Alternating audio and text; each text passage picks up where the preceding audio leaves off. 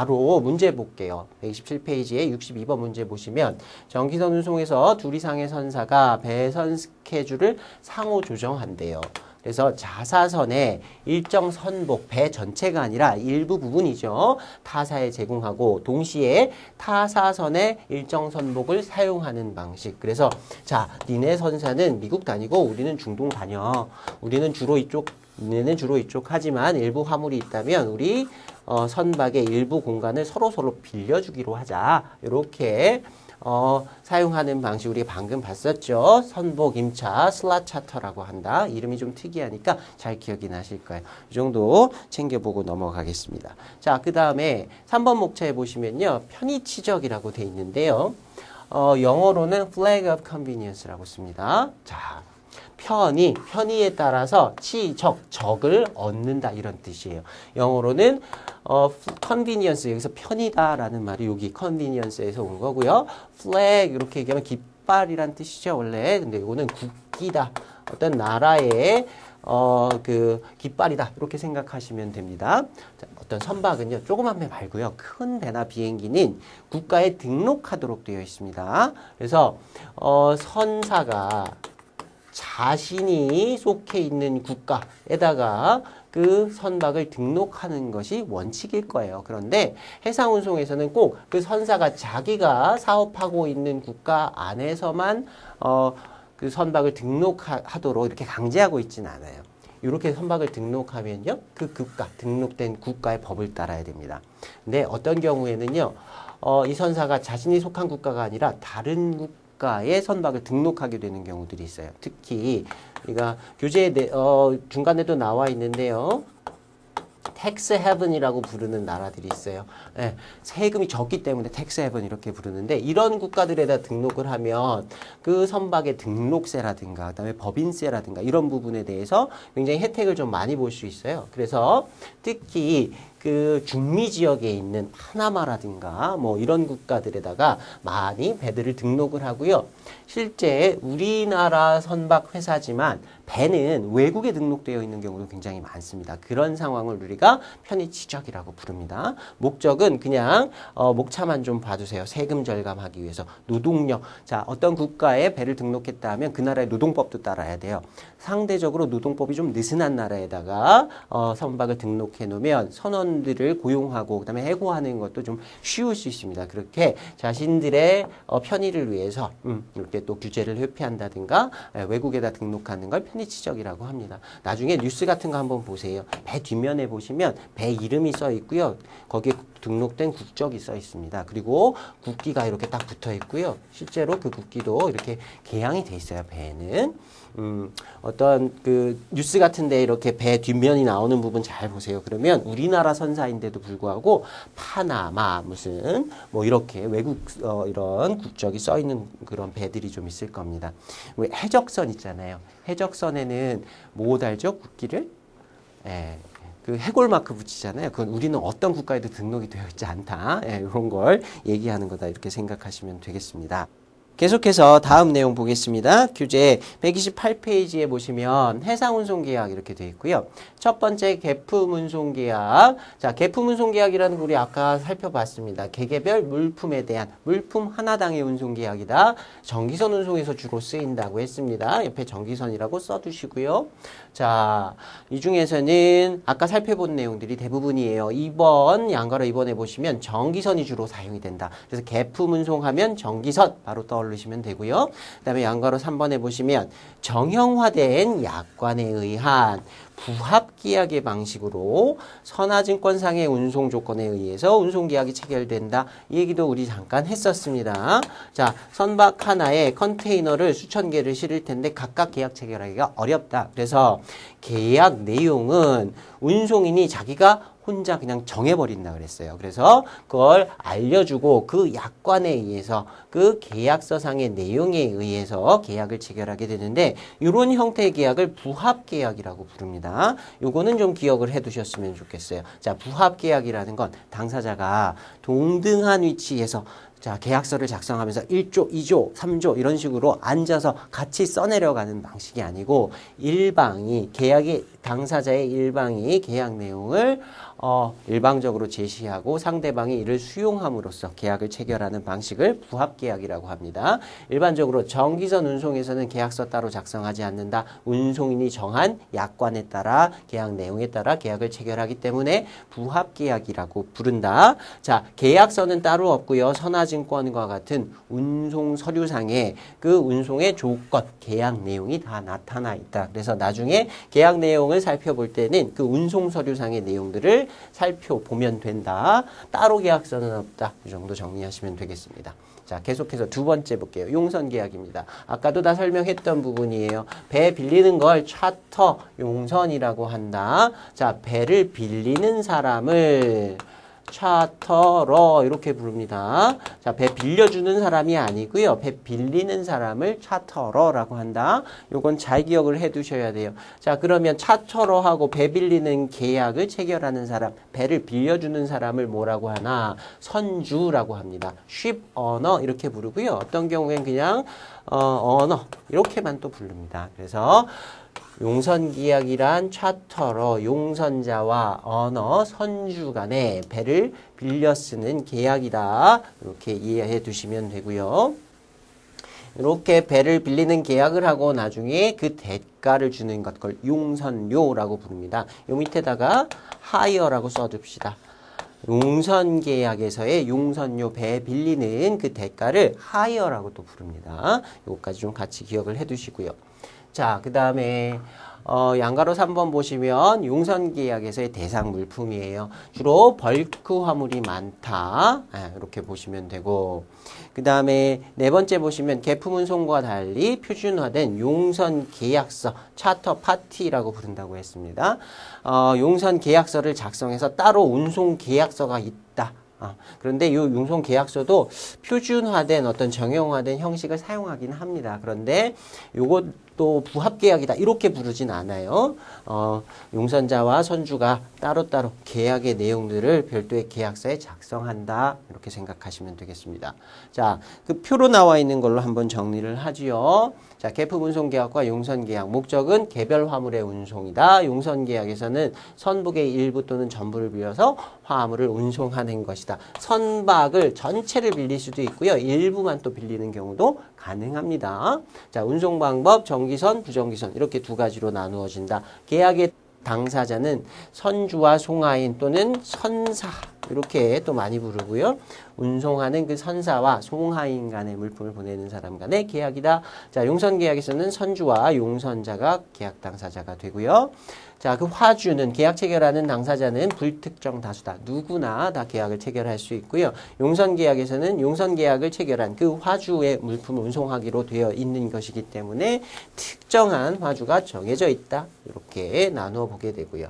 자, 화물로 나누어 본다면 계품운송계약은 컨테이너 화물 주 대상으로 합니다. 근데 옆에 자파라는 말이 붙어 있는데요. 이거 영어로 제네럴 카고 이렇게 부릅니다. 일반적인 화물이다 이런 뜻이에요. 우리말로 잡화라고 써놔가지고 잡스러운 화물은 아닌 거고요. 모든 일반적인 화물 다 대상으로 한다 이렇게 이해하시면 됩니다. 용선계약에서는 벌크 화물을 주 대상으로 하고요. 원유라든가 철강, 석탄, 곡물 이런 것도 굉장히 좀 양이 많은 물품을 운송하는 경우가 대부분이다. 그리고 특히 원유라든가 뭐 자동차라든가 이런 것들을 운송하는 배는 일반적인 배하고 조금 다르죠. 그래서 용선계약에서는 벌크 화물과 그 다음에 특수 화물, 가스라든가 뭐 원유라든가 자동차라든가 이런 것만 따로 운송하기 편리하게 만들어 놓은 선박들이 있어요. 특수 제작한 특수선도 많이 사용한다. 자, 벌크선이다. 벌크선을 사용한다 하면 벌크선은 뭘까요? 벌크 화물을 실어 나르기 위한 배다. 벌크선은 별도의 장비 이런 거 별로 없습니다. 그냥 큰 바가지다 이렇게 생각하시면 되고, 특수 화물, 가스, 원유, 자동차 실어 나르기 위한 설비들을 가지고 있는 선박들. 예, 이렇게 두 가지로 구분하시면 되겠어요. 자, 서류를 또 나눠본다면 계품운송계약에서는 BL 선화증권이 발행이 되고요.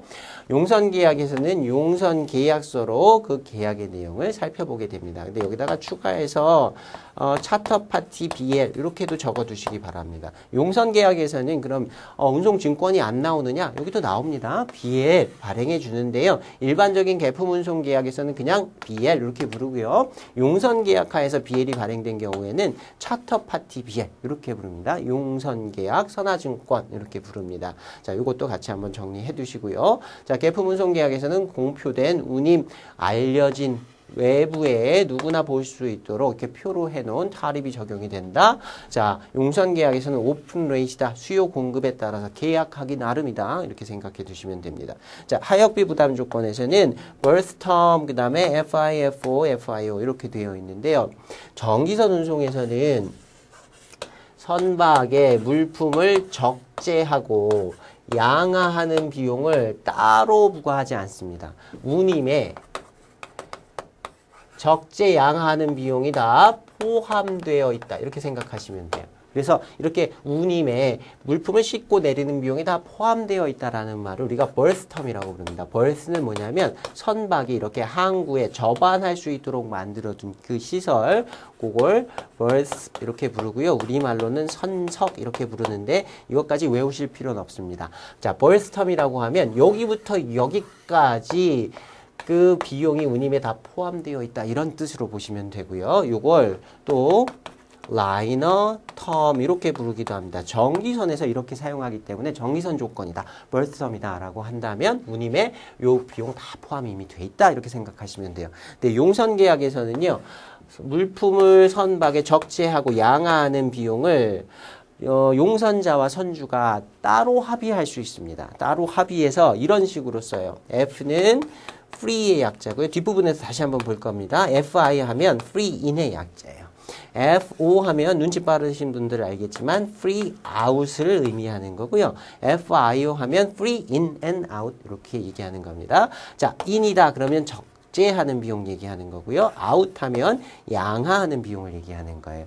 공짜로 적재하고 공짜로 양하한다라는 뜻인데 이게 조금 헷갈릴 수 있어요. 이게 선주 입장에서 배 빌려주는 사람 입장에서 공짜다 이런 의미입니다. 그래서 뒤에 붙어있는 IO 또는 IO를 용선자가 부담해야 한다는 뜻으로 이해하시면 됩니다. FI다 그러면 용선자가 물품 적재하는 비용을 내야 한다. FO라고 한다면 적재는 선주가 해주지만 아웃 양하하는 비용은 용선자, 배 빌리는 사람이 내야 된다. 앞으로는 F 뒤에 붙어 있는 걸 용선자가 내는 요금이다. 이렇게 정리해 두시면 헷갈리지 않을 겁니다.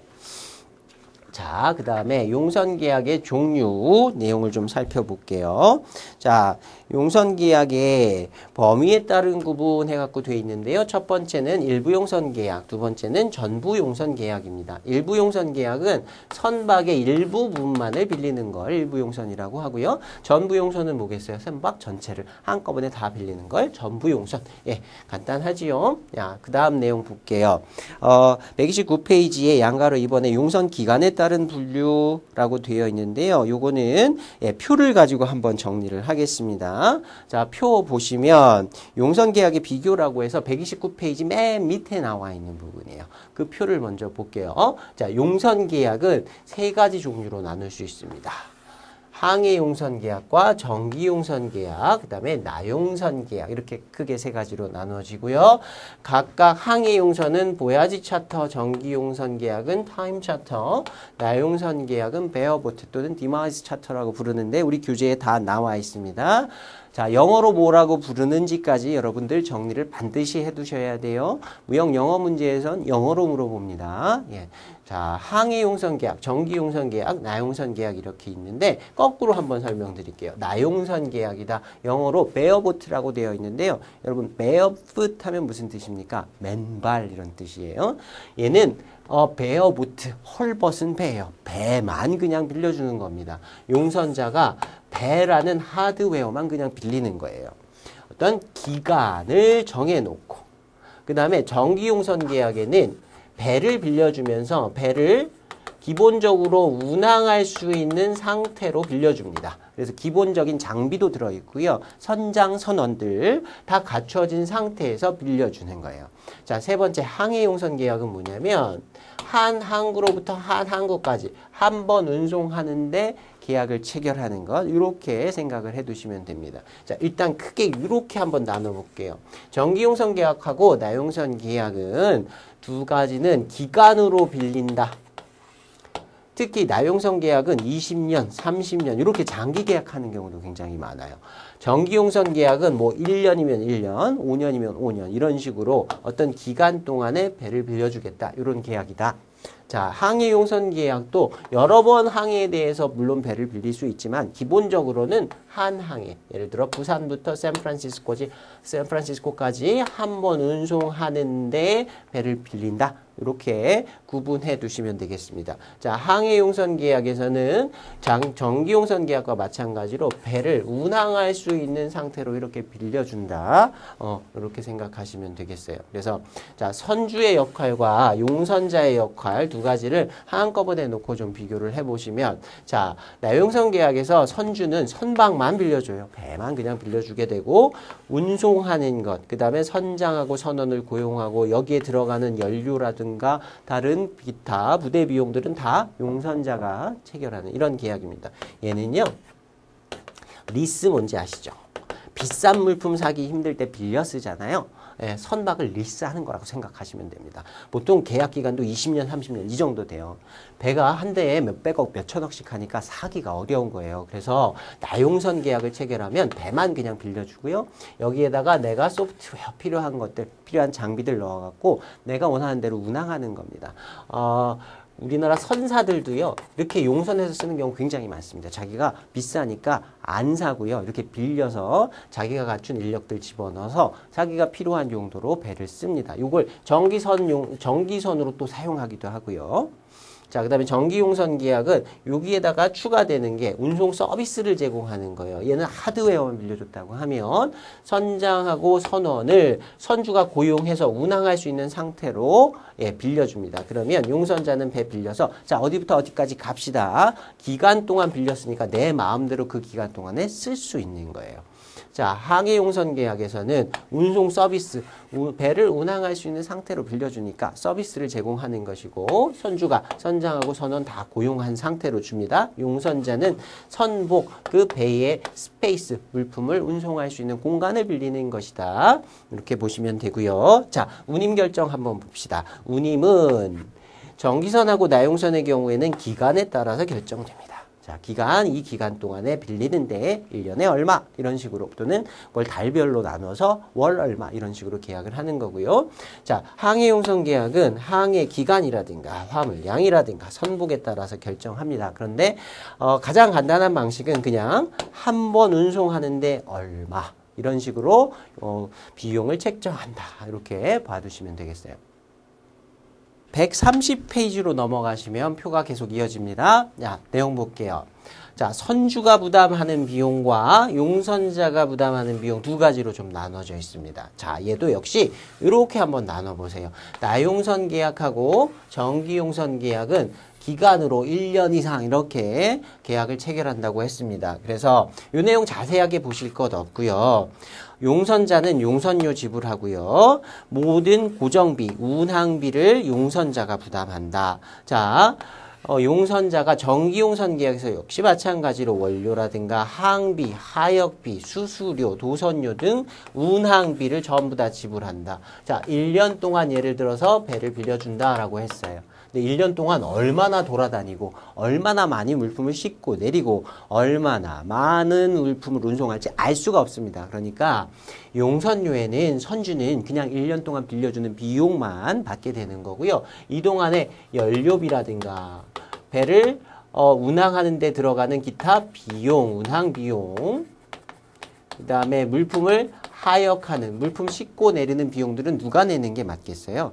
당연히 용선자가 부담하는 게 맞지요. 이걸 미리 계약에서 확실하게 해둘 수가 없어요. 그런데 항해용선 계약에서는 계약을 체결하기에 따라서 조금씩 다릅니다. 용선자가 용선료를 지불하는데 그 내용이 하역비 부담 조건에 따라서 하역비를 지불하게 된다. 우리 앞에서 잠깐 봤어요. FI라고 한다면 물품을 선적하는 비용을 용선자가 부담해야 한다는 뜻이라고 했죠. FO 하면 하역하는 비용을 용선자가 지불해야 한다는 뜻이었고요. FIO 하면 둘 다 부담해야 한다. 이런 식으로 계약을 체결할 때 그 조건을 미리 겁니다. 그래서 그 조건에 따라서 용선자가 그런 비용들을 부담하게 된다. 이렇게 나눠서 좀 생각을 해두시면 좋겠습니다. 하나하나 따로 외우려고 하면 양이 많아요. 당연히 그렇겠구나. 이렇게 읽으면서 이해를 좀 해보셨으면 좋겠습니다. 세부적인 내용 좀 몇 가지만 보겠습니다. 129페이지에 우리 내용들을 한번 보시면 자, 양괄호 2번에 용선 기간에 따른 분류돼 있고요. 자, 1번 동그라미 항해용선 계약입니다. 자, 원칙적으로는요. 선적항에서 양육항까지 한 항구에서부터 한 항구까지의 물품 운송하기로 하는 계약이다. 자, 선주는 항해할 수 있는 상태의 선박을 용선자가 사용할 수 있도록 해주고 그 대가를 받는 그런 계약이다. 자, 그 다음에 일반적으로 적재항과는 관계없이 본선의 선복을 대상으로 해서 단일 항해에 대한 운임을 포괄적으로 약정하는 총괄 운임이 적용된다. 그래서 얼마를 싣던 상관없이 그냥 이 배에 실을 수 있는 만큼 다 싣고 한 번 운항하는데 얼마 이런 식으로 계약하는 것이 원칙은 아니지만 일반적입니다. 세부 내용이 조금 다를 수 있지만 많은 경우 이렇게 계약을 체결하는 경우가 많습니다. 바로 다음 내용 보시면 항해용선 계약의 운임 종류예요. 다른 데서는 이렇게 안 부릅니다. 자, 항해용선에서는 선복 운임이다. lump sum freight이다. 이렇게 부르는데요. 또는 이걸 뭐 선복에 대한 용선 계약, 그래서 선복 용선 계약, lump sum charter 이렇게도 부릅니다. 자, 선복 운임이라고 하는 건 lump 하면 한 덩어리를 얘기하는 거고요. 그 합계액이 얼마다? 한 번 운항하는데 얼마? 이런 식입니다. 얼마를 물품을 채우건 간에 물품은 배가 가라앉지 않을 정도, 운항할 수 있는 정도에서 물품을 싣는다고 하면 무조건 얼마. 이렇게 계약하는 형태예요. 자, 그 다음에 채선료하고 조출료라는 개념이 나오는데 요건 좀 기억을 해 두셔야 됩니다. 그 앞에다가 요걸 적을게요. lay days. lay days 하면 정박 기간 이렇게 얘기합니다. 정박 기간이라고 하는 건 배가 말 그대로 항구에 머무르는 기간을 얘기해요. 얼마 동안 항구에 머무를 것인가? 선적하기 위해서, 하역하기 위해서. 그 기간을 얘기하는 거예요. 자, 항해용선 계약에서는 이걸 반드시 정박기간을 정해야 합니다. 정박기간 안 정하고 예를 들어서 그냥 샌프란시스코까지 부산에서 이렇게 한번 운송해 주기로 했어요. 운송하는데 15일 정도 걸린다 칩시다. 이렇게 15일 걸리기로 했었는데 선박에다 물품을 적재하는데 막 보름 걸리고요. 하역하는데 보름 걸렸어요. 이러면 30일 동안은 배를 쓸 수가 없게 되는 거죠. 예, 이런 경우에 대비하기 위해서 선주하고 용선자는 반드시 물품을 선적하고 하역하는 정박기간을 미리 정합니다. 미리 정하고 그 정박기간이 예를 들어서 뭐 3일이었다. 3일 동안 물품을 적재하고 하역하기로 했는데 그 3일을 초과했다. 그러면 선주한테 피해가 가게 된 거죠. 이런 경우에 용선자가 채선료, 디무라지라고 하는 비용을 따로 추가적으로 더 부담을 해야 됩니다. 그 다음에 조출료, 디스패치먼이라고 하는데요. 디스패치하면 출발하다, 보내다 이런 뜻이 있죠. 우리말로 조출, 빨리 나갔다는 뜻이에요. 3일 예약을 했었는데 정박기간 3일 정해놨는데 이틀 만에 끝냈어요. 2일 만에 끝냈다고 하면 선주가 이득을 보게 된 거죠. 그래서 선주가 용선료에서 일정 금액을 되돌려 주는 거예요. 용선자에게. 자, 채선료와 조출료라는 개념, 정박기간 정하고 그 정박기간을 지켰느냐, 넘겼느냐, 또는 더 빨리 하역 작업을 끝냈느냐에 따라서 누가 누구에게 지불하는 돈이다. 잘 정리해 두시기 바랍니다. 자, 그 다음에 공적운임이라는 게 있어요. dead freight이라고 되어 있는데요. 요거는 이런 lump sum freight이 아니라, 자, 한 번 운송하는 양을 정했다 칩시다. 예를 들어, 뭐, 10톤을 운송하기로 하고, 얼마 받기로, 이렇게 용선료를 책정을 했는데, 용선자가 배 빌린 사람이 자기가 사정이 생겼어요. 그래서 한 5톤밖에 적재를 하지 않는다거나, 어떤 경우에는 노쇼 있죠. 예약해놓고 나타나지 않는 거예요. 이런 경우에 실제로 물품을 예약한 양만큼 싣지 못한 경우에, 그 용선자가 선주에게 위약금으로 부담하는 비용을 공적운임 또는 우리말로 또 부적운임, 싫지 않은 운임이다. 이렇게 얘기합니다. 요건 영어로 dead freight이라고 돼 있는데요. 그 공간이 죽었기 때문에 죽은 공간에 대해서 요것도 비용을 내야 한다라고 따로 받는 비용이다. 사실 운임이라고 되어 있지만 이건 계약을 지키지 않은 데 대한 위약금의 성격이 좀 큽니다. 자, 그 다음에 정기용선 계약에서는 정기용선하고 그 다음에 그 뒤에 나오는 나용선에서는 기간으로만 그냥 받는다. 추가적인 비용들은 다 용선자가 내는 게 맞다. 이렇게만 정리를 해두시면 됩니다. 항해용선만 좀 잘 정리를 해두시면 되고요. 특히 최선료, 조출료, 그 다음에 중간에 제가 얘기했던 레이데이, 정박기간 이런 부분들 좀 잘 정리를 해두시기 바랍니다. 자, 다음 페이지에 나오는 130페이지의 문제 보고 정리하도록 하겠습니다. 자, 항해용선 계약의 내용과 관련이 없는 것은 돼 있는데요. 항해용선 계약, 보야지 차터였어요. 항해용선 계약에서는 정박기간 정해야 된다고 했습니다. 얼마 동안 물품을 선적하고 하역할 건지 기준 정해놓고 그 기준 기간이 넘어가면 최선료 낸다. 그 다음에 그 기준 기간 전에 미리 끝냈다 하면 dispatch money,